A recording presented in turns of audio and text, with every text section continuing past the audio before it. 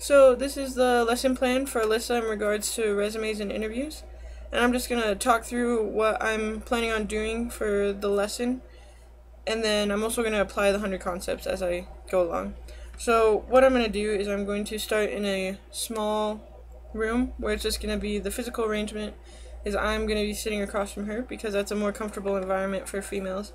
And I'm going to see what's in her schema in regards to resumes and interviews, just to say, so what do you know about a resume, and what do you know about the interview process, just to see what she knows. And then I'm going to give her a basic definition of a resume, just so she can add it to her schema. And I'm going to also show her prototypes of resumes, like positive instances, and they're going to be both good resumes and bad resumes, just so she can see the difference and so she knows how to be successful.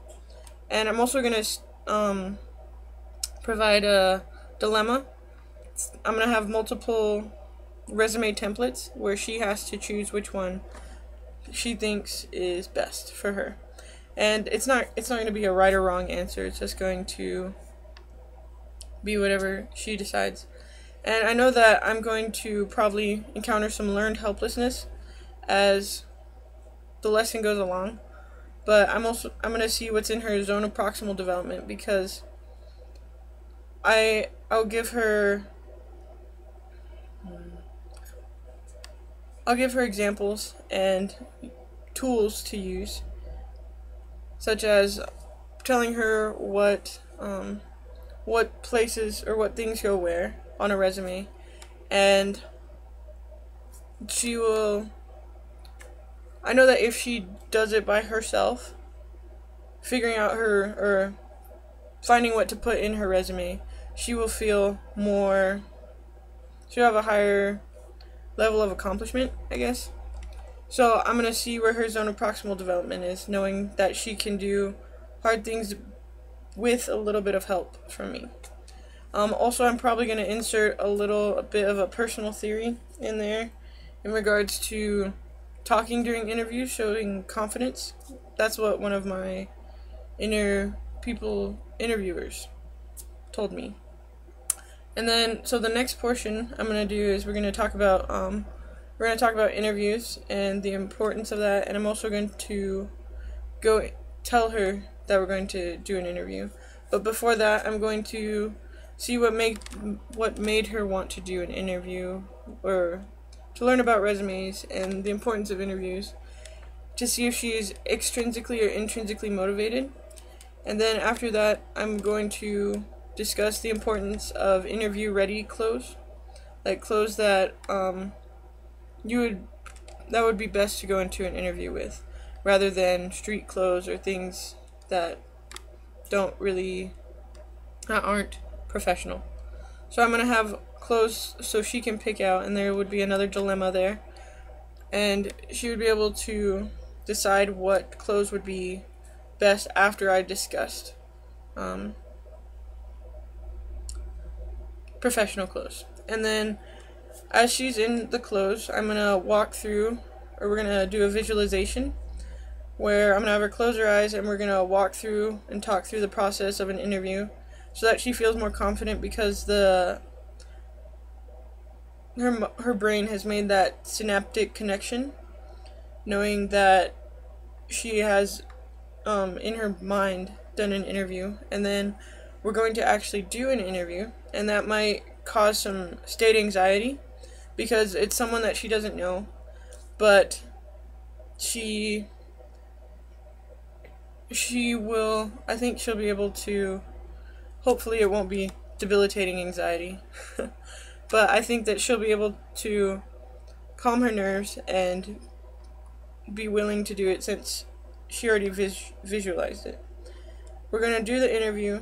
I'm going to have hopefully one of my teachers do it, or I was thinking about going to the MC, and they have mock interviews, and she's going to present the resume that she worked on.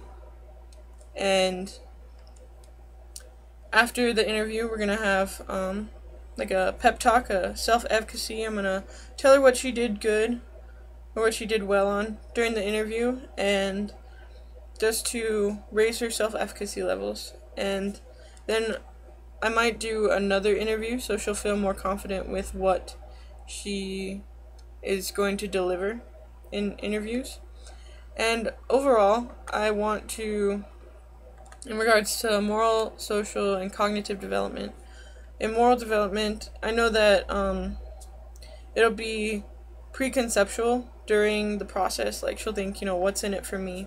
But my end goal is that she'll understand the post-conceptual ideas, such as the importance of honesty during resumes and interviews, because it's just part of our moral code, I guess.